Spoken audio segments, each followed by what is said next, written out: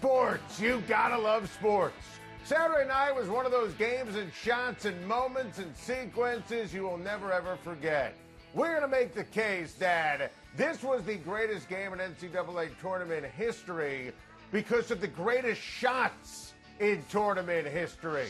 Think about how it ended. Johnny Juzang scores 3.3 to go to tie this legendary Final Four game with 3.3 to go in overtime. How about Mark Few not calling a timeout to set up a play? That's brilliant coaching. How about Jalen Suggs, Corey Kispert, and Few all telepathically on the same page?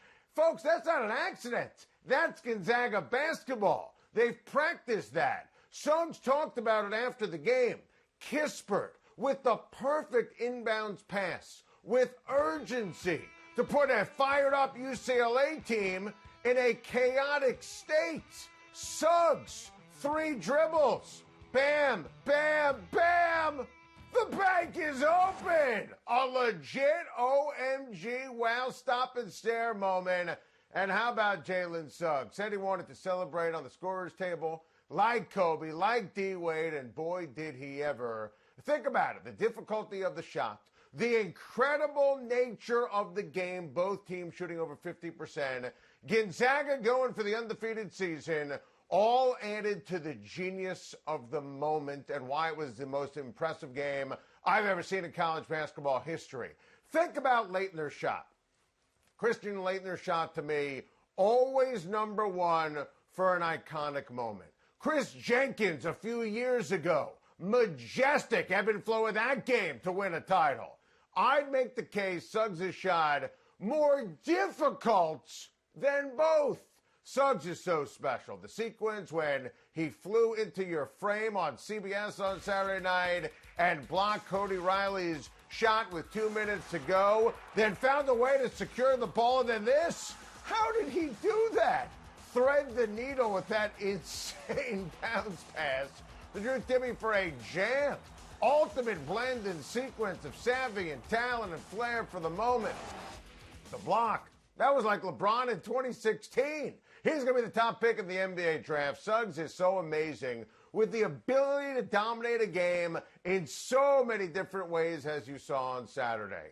And how about our guy, Drew Timme? He's an unstoppable force, a gem on offense, just incredible down low. And what he did at the end of the regulation saved the season. It saved perfection.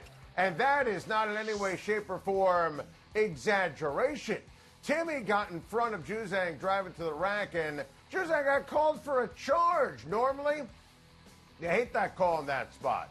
But it was absolutely the right call and not even up for debate. And Timme was able to do that with 4 fouls. If that's a foul instead of a charge, then he's out of the ball game. Juzang makes those free throws, and who knows what we're talking about today on Time to Shine.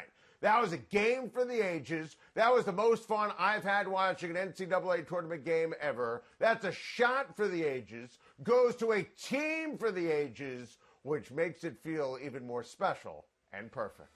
A gigantic trade of the NFL just a few hours ago, and it's official. The Carolina Panthers made a brilliant trade. They picked up quarterback Sam Darnold from the Jets for a 6th-round pick this year and a 2nd and 4th-round pick in 2022. And this is a sensational deal for Carolina. Sam Darnold is still ridiculously young.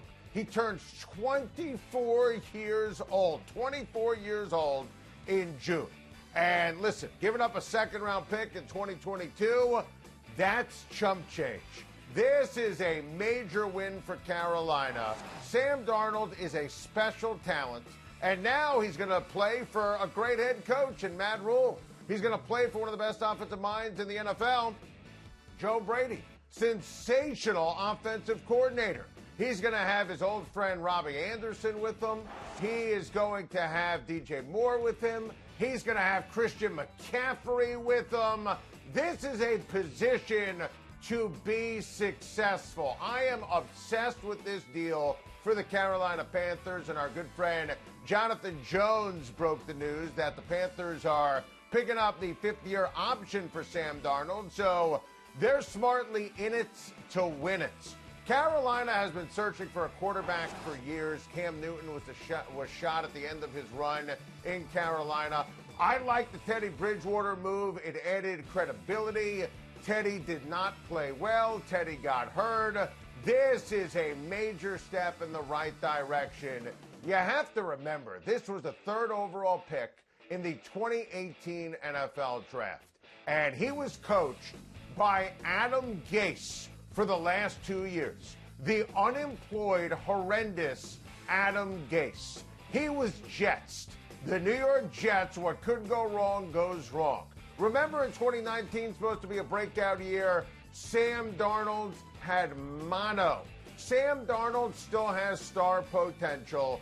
Brady and Rule, they are the right caliber of coaches to untap that potential. Think about Le'Veon Bell. Think about what happened with Mike Maccagnan. Think about the fact that, they fired Maccagnan and then you had Joe Douglas come in and, you had the whole situation with Le'Veon Bell. It was just a disaster for Sam Darnold. Got hurt this past year. Fresh start. This is a steal for Carolina. I think this is a sensational job by the Panthers. Darnold is going to live up to his potential and become a star in Carolina. Got to get this off my chest from a Jet standpoint. Couple of things. Number one, lock it in, and we've been talking about this for weeks. Jets are now 100% taking Zach Wilson, number 2 in the draft. This also puts a ton of heat and a ton of pressure on Joe Douglas. Zach Wilson, listen, you're Joe Douglas, you're going to shoot your shot, right? And Joe Douglas, never forget, we referenced it before, didn't draft Sam Darnold. That was Mike Maccagnan, right? So Joe Douglas had him the last couple of years, but Sam Darnold was never his guy. There are a lot of different ways to attack it. They could have kept Darnold. They could have traded that number 2 pick. They could have picked, an offensive tackle. They think Zach Wilson is going to end up being Mahomes or end up being Rodgers, and they trust Robert Saleh, their new head coach, and LaFleur, their new offensive coordinator. So Joe Douglas is shooting his shot, but there's a lot of pressure on him. Now, Joe Douglas, who I like a lot, 21 picks in the next 2 drafts, 7 in the first couple of rounds. That is obviously a big deal here for Joe Douglas and a big deal for the Jets, and they need to nail these picks, and I believe that they will, and I think that Joe Douglas is going to sleep like a baby because he's going to end up getting his guy. Remember, they still have Seattle's first-round pick this year. They can absolutely address the running back position. They can address the offensive line. They are not going to be a great team this year, but I think the Jets are, listen, ton of pressure got to hit with these picks. They're moving in the right direction. I think that Joe Douglas waited a little bit too long on trading Sam Darnold. Obviously, this deal comes on the heels of, the thought process, Josh McCown talking to our friend Rich Cimini over at ESPN. Well, maybe they'll keep both. No. That was never going to happen. That's not how it works. So I'm no surprise the deal gets done 24 hours after that interview. Carolina always made sense. I think that Joe Douglas, he's hitching his wagon to his guy. I get it. Ton of pressure now for Joe Douglas in New York. How about it? Aaron Rodgers today on the Pat McAfee Show on Mad Dog Sports Radio on Sirius XM, saying his future is out of his control, and Rodgers threw a monkey wrench into desired timelines. You don't have to be a combination of Sherlock Holmes or Adam Schefter to figure out that he is throwing Packers general manager Brian Gutekunst squarely under the bus again, and I don't blame him. Rodgers remains angry. I remain angry that Goonie traded up and drafted Jordan Love in the first round last year and did it instead of getting Rodgers help at the wide receiver position. Rodgers isn't happy they didn't renegotiate his deal in the offseason, and they didn't give him an extension and kick the money down the road to open things up to sign free agents this offseason to, imagine this concept, help the team win a Super Bowl coming up in 2021. Rodgers won the MVP brilliantly last year, despite his own GM writing Rodgers' epitaph and basically kicking him out. That's what happens when you draft a quarterback and trade up for him in the first round. And Rodgers never needs a reason to talk to Pat McAfee, but he did so today because he's starting 2 weeks of hosting Jeopardy. And Rodgers loves Jeopardy. He's been on the show, and he's made no bones about it that he would be honored to host the show permanently. Think about it. The love pick might have inexplicably driven Rodgers to another team in 2022. The Packers and Brian Gutekunst need to see Jordan Love play, which is laughable, pathetic, and sad. Now, Brian Gutekunst may have driven Rodgers to the game show circuits. I'm guessing that would put the GM in jeopardy.